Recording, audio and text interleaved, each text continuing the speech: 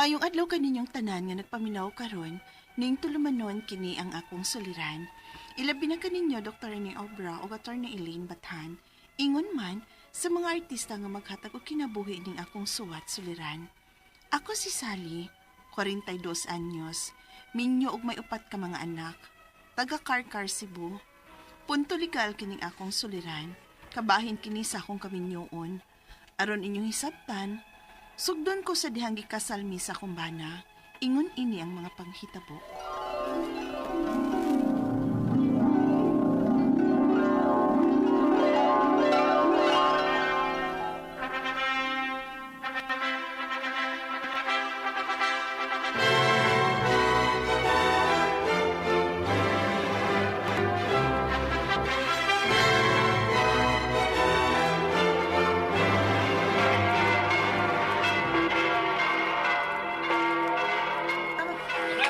Salamat ninyo!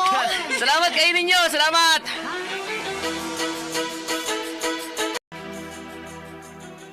Haskag lipayak ha ni mo ron no, Edgar. Ngawa na kas among poder. Wa na may magyaw-yaw ni mo. Mama sa duwi?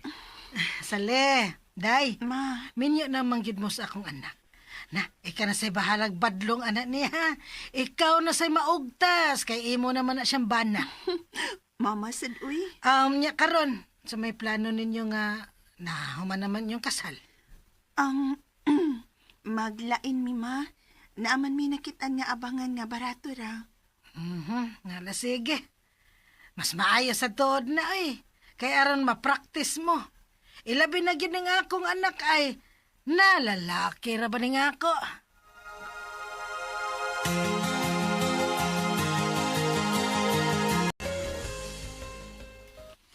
Anya, okay ra ka din dong? Okay ra day. Nindot ni dinhi kay magaway. Maulagi. Pero mingaw pa lang. Ha? Mingaw kay wa pa may bata nga nagdekandagan.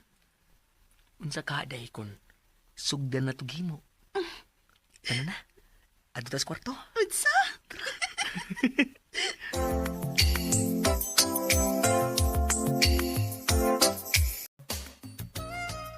Wa na ka bisitaha sa imong binuwang sakit day? Uy, dong. O, kun mao na day, magpalit og pregnancy test aron sa pagsiguro.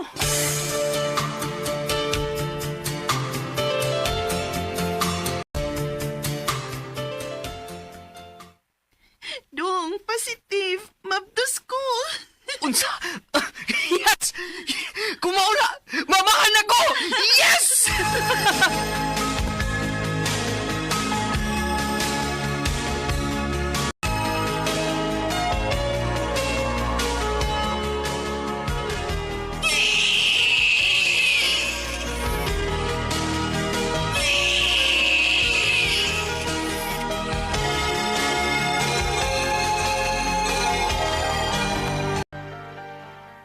Yo, may kinakalaag karon din hi. Ikaw gid Sally no. Naminyo na lang ka magtiyo ka lagi hapon nako. Iya na lang. Tiyo mo gid kung naandan ko sukas pagkabata na ako. Atiya oy. Sige na lang, oy. So good don, anaron ko nang akong kaugalingon nga magtiya nimo. Kana. Hay. Naraman di ay na. Ay, nasaroy malagi ka din sa amo ron tiya. May kay nakatultul ka. Oo, ay nangutaan ako si mong mama. Taod-taod na sa bayata nga wa magkita human sa inyong kasal ni Edgar. Kumusta naman din mo? Ikaw naman laging usad din hiron. Ay, nang mga bata sa sod tiya, oy. Natug pa. Aw, asa man din si Edgar? O, padong natin itong mapauli ron. Igo sad nga mo mata ang mga bata. Ay, ani na lang ta manihapon ha. Nakaluto naman ko. Dungan ta ninyong manihapon din hi. Oh, sige, pwede rasad. Nganong karon naman ka? Hapit naman alas 12, unya mo pa imong pagpauli din hi. Baan mo oy? Yaw-yaw. Wa na lang jud kailangan gibuhat kun dili magsigig yaw-yaw. Ug nga nang dili man ko na magyaw-yaw. Buutan ka na imong gibuhat. Kung kanus anahinon nga upat ang atong anak magsige na ng tagbisyo. Hello boy. Lingog-ngog pa nimo. Basig nagtuog ha. Nga wa ko mahibaw nga naa na sad kay laing babay nga giiring-iringan ron. Usa pagit ka GRO? Hoy. Niya mas maayo ay. Magbuwag daw, Isali! Kasamog na ba ni pagpuyo, ah? Nalibay gani kong naminyo, kundi mo, kaya wala si mama nga muyaw-yaw na ako. Ikaw naman yun ni Pole! Mas grabe pa man ka sa kong inahan!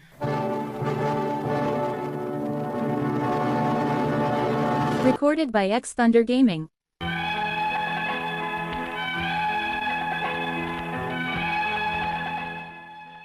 Nagkabuhagid may atong tungura, ug mao na akong nahibaw-an nga nag-ipon kuno sila sa usa ka GRO nga babae.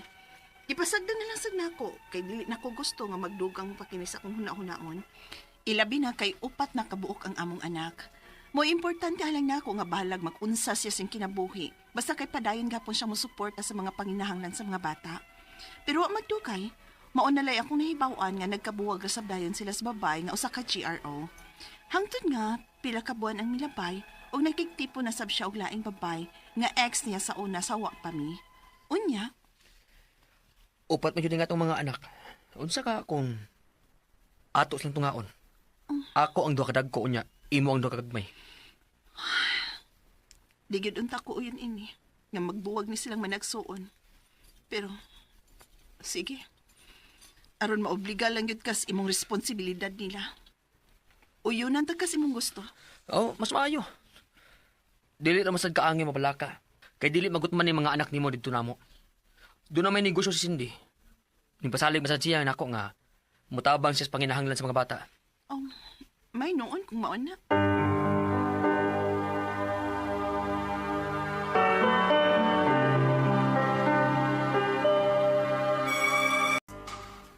Maayo kami sugot ka ngayon ana nga sit up. Ay, bugat gyud unta sa akong buot tiya. Kana. Pero sa dihang nakita nako nga warasad mo supak ang duha ka maguwang. Wa na lang sa kutsawi. Total, amahan man sab nila sa Edgar. Aw hinuon sad. Aron sad nga mobalog gyapon siya sa iyang nga obligasyon ngadto sa akong mga apo. Usa pa sab siya. May pasalig man sab si Edgar nga dili niya pasagdan ang mga bata. Maayo kung mao ka na.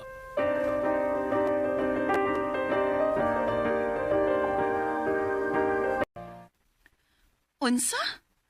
Gihimo mong tindira sa kaipon ni Papa ninyo? O ma, kami ramsad gani mo itiglimpyo sa bay ug tiglabas sa ilang mga sinina, ma. Gituo ko. Ay, dili ni mahimo. Dili na mo mubalik pa ni Papa ninyo, ha? Anhira mo na ako.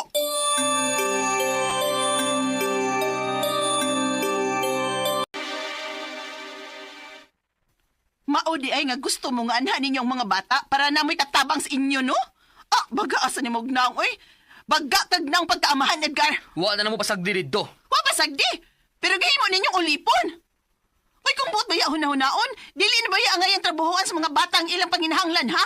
Kay obligasyon na nimo isip amahan nila. O sige! Kung kuhaon gini mo sila, bahala na ka. Bahala na kanila.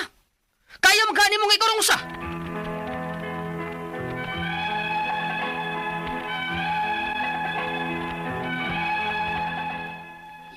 Mao gyud niya akong problema ron.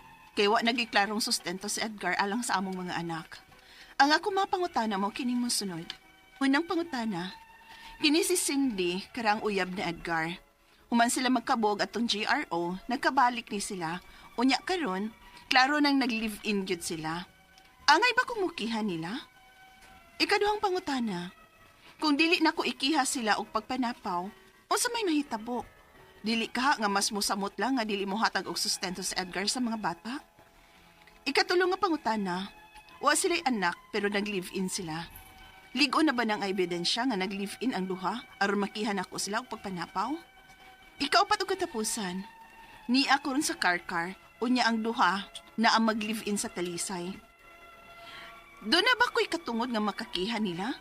Unsa may mga gikinahanglan aron makihan ako sila? Palihog, tabangi og tambagi ko.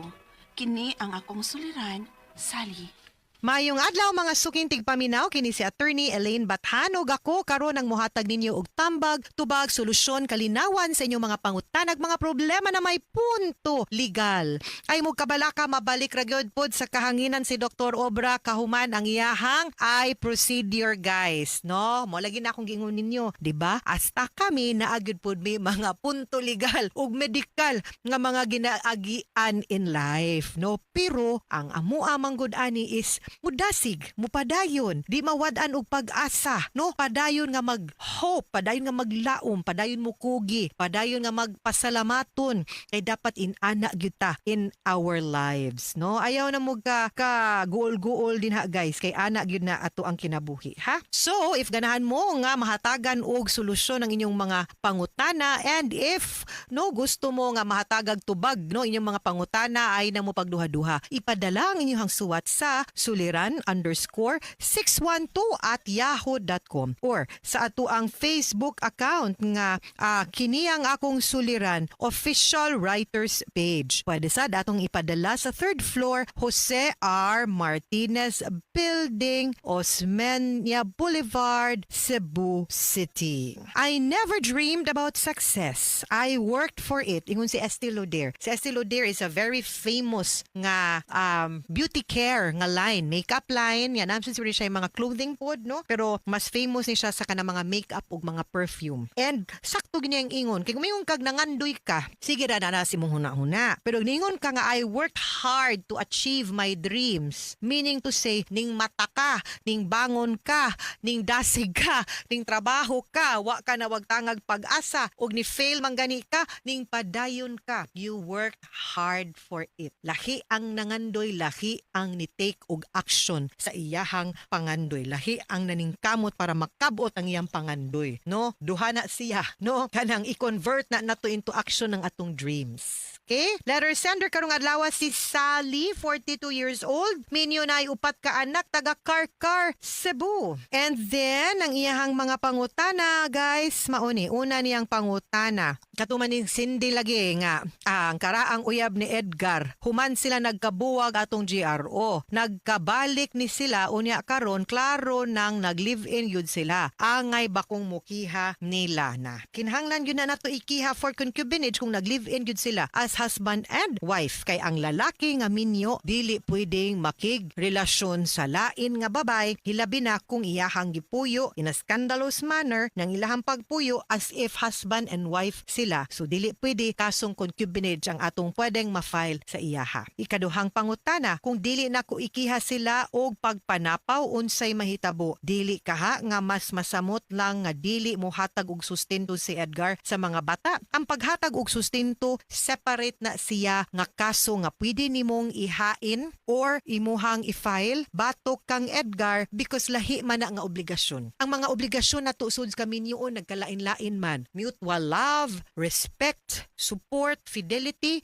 Suminto si di ta pwede mangitaglain, di ta pwede makigrelasyon og lain usana. Ikaduha, kinahanglan ta mohatag og suporta sa atong asawa labi na kay minyo ta. Ikatulo, kinahanglan ta mohatag og paghigugma ngadto sa atong asawa sa mga bata. Ikaupat, kinahanglan ta pod ta mo suporta sa atong anak. Lahi ang child support, lahi ang spousal support kung minyo, no? So pwede pug ka maka-file ana separately sa kasong pagpanapaw. Ikatulong pangutana, wala sila'y anak pero nag-live-in sila. Ligo na ba na ebidensya nga nag-live-in ang duha aron makiha nako sila og pagpanapaw? The answer is yes. No, di man na kinahanglan nga naa sila'y anak. Ang crucial man ana is that they are living together as husband and wife in a scandalous manner. Ikaupat ug katapusang pangutana ni ako ron sa Karkar. Unya ang duha nag-live-in sa Talisay ay lami. Duha, duna kaha ako'y gahom nga makakiha nila. Unsa man mga kinahanglan aron makiha nako sila. Of course, you'll have to prove nga asa sila nagpuyo. Kinahanglan na kay mga testigos magpamatuod nga nagpuyo sila together. Ang ilang pagpuyo ilang girepresent nga mura silang banag yud og asawa no sa ilang mga ato ug sa ilang mga panagpuyo. So kinahanglan na nimo i-prove. Ako pa nimo kinahanglan man gyud kag mo file man gud kag kaso, kinahanglan gyud kag serbisyo sa usa ka abogado. No, andama ang imong marriage certificate ug uban pang mga dokumento ug mga ebidensya pagpamatuod nga nag-live together sila as husband and wife unya ikaw minyo kaniya, and those things pwede ka mo duol either sa public attorney's office kung mo qualify ka, pribado nga abogado or kaning mga non-governmental organization kanang Children's Legal Bureau, Legal Alternative Initiatives for Women, Bidlyseum, and the like para makatabang o makahatag dili ra makahatag og tambag nimo, but I think they can also represent you in filing a case kontra sa imuhang way hinungdan nga bana. Mga sukintig paminaw, hinaot unta nga namoy nakutlo na pagtulunan karong adlaw. Kini si Attorney Elaine Bathan, daghan kayong salamat sa inyong pagpaminaw sa atong tulumanon. Hangtod sa sunod nga sugilanon din higapon sa tuang programa, kini ang akong suliran gikan sa RMN Production Center, Radyo Mo Nationwide. Tatak RMN, daghang salamat og maayong adlaw.